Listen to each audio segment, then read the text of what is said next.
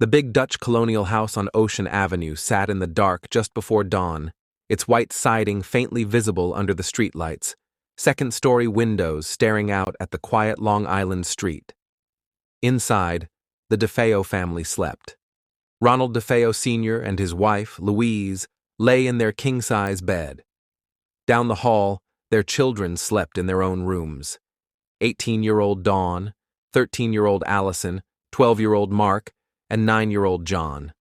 The only one awake was the oldest son, 23-year-old Ronald Butch DeFeo Jr., pacing his upstairs bedroom with a .35 caliber Marlin rifle in his hands.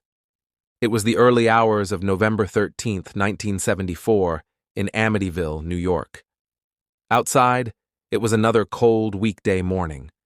Inside, the air was heavy with years of arguments about money, discipline, and control. Tonight, there was no shouting. There was only the sound of Butch's footsteps and the mechanical clicks of the rifle. Sometime around 3 in the morning, he opened his bedroom door and stepped into the hallway. He moved toward his parents' room first. The family was deep in sleep, breathing slow and even. Butch pushed open his parents' door and walked to the side of the bed. He raised the rifle and fired at his father. The muzzle blast tore through the dark room, the shot ripping into Ronald Sr.'s back. Louise woke up, but had barely a moment to react before the next shot struck her. Shell casings landed on the floor near the bed. Neighbors would later say they heard only the family dog barking that night, not gunshots inside the house. Butch did not stop to check for signs of life. He turned and headed down the hall to the boys' bedroom. Mark and John were asleep in their twin beds, lying on their stomachs. He fired again, striking each of his younger brothers as they lay motionless. There were no signs of a struggle, no overturned furniture, nothing to suggest either boy woke up in time to understand what was happening. When the rifle went quiet again, he crossed the hall to the girls' room. Dawn and Allison were in their beds, also lying on their stomachs. Dawn was technically an adult, Allison just a teenager. Both were shot where they lay. By the time the last casing hit the floor, 6 members of the DeFeo family were dead. All of them were found later in similar positions, face down, as if none had even turned over at the sound of the gun.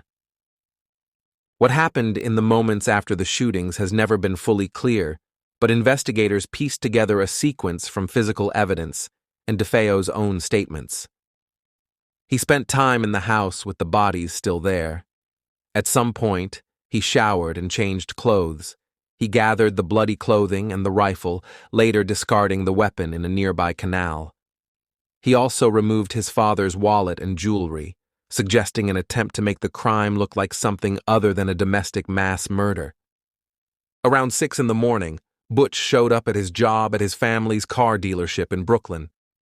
Co-workers noticed he seemed tired and complained about being unable to reach his parents. He called home several times in front of them, acting frustrated when there was no answer.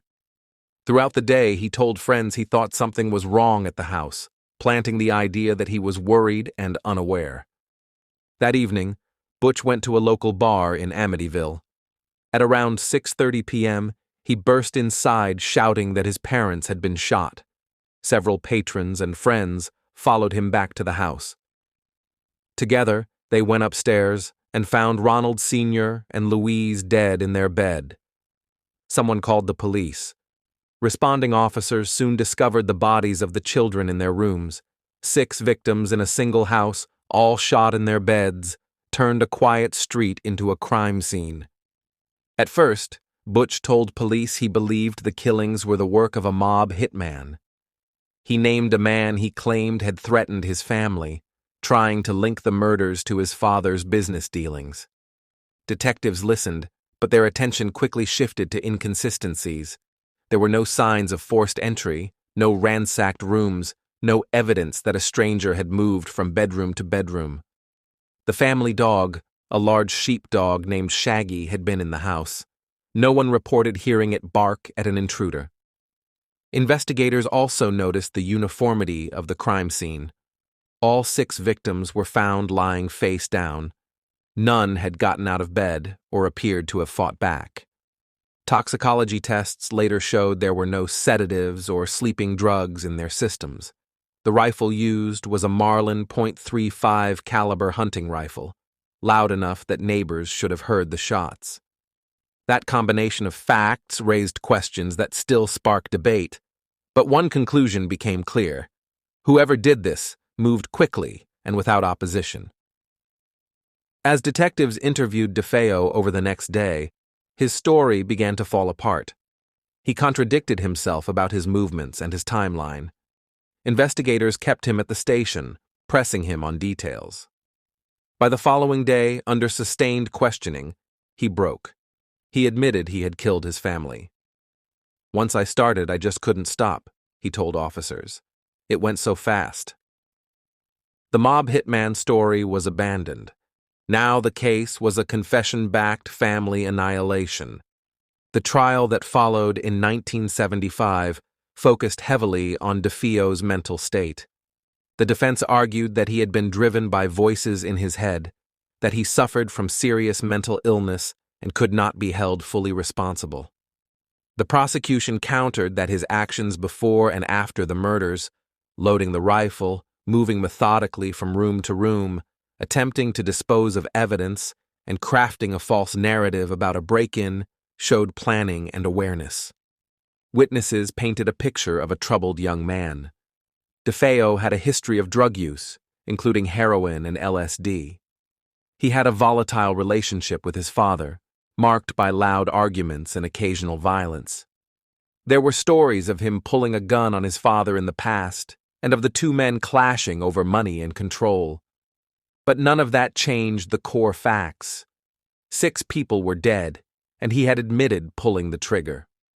The jury did not accept an insanity defense. On November 21, 1975, Ronald DeFeo Jr. was convicted on 6 counts of second-degree murder. He received 6 sentences of 25 years to life. Over the decades that followed, he gave interviews from prison, changing his story repeatedly, but the courts consistently rejected his attempts to overturn the conviction. Meanwhile, the house on Ocean Avenue took on a different kind of fame. In December 1975, a new family moved in and later claimed to have experienced a series of frightening events they described as supernatural. Their account, dramatized in books and films, turned Amityville into a horror story that spread worldwide. Behind that legend, the core facts of the homicide remain fixed. In the early hours of November 13, 1974, a young man took a rifle and killed his parents and 4 siblings as they slept. There were no spirits in the autopsy reports, no demons in the crime scene photographs, no ghost in the interview room. There was a broken family, a violent son, and a series of choices that ended 6 lives in a matter of minutes. Ronald Butch DeFeo Jr. died in prison, still serving the sentences handed down in 1975. The house has changed owners and its address number over the years, but people still slow down when they pass it, drawn by a story they think they know. Far fewer think about the reality that came first, real victims with real names, killed in their beds by someone they trusted. That is the core of the Amityville murder case. Not what was said about the house afterward, but what happened in those few dark hours when a son moved from room to room with a rifle and erased his own family. Thank you for listening to Homicide Files. Subscribe for more true crime stories.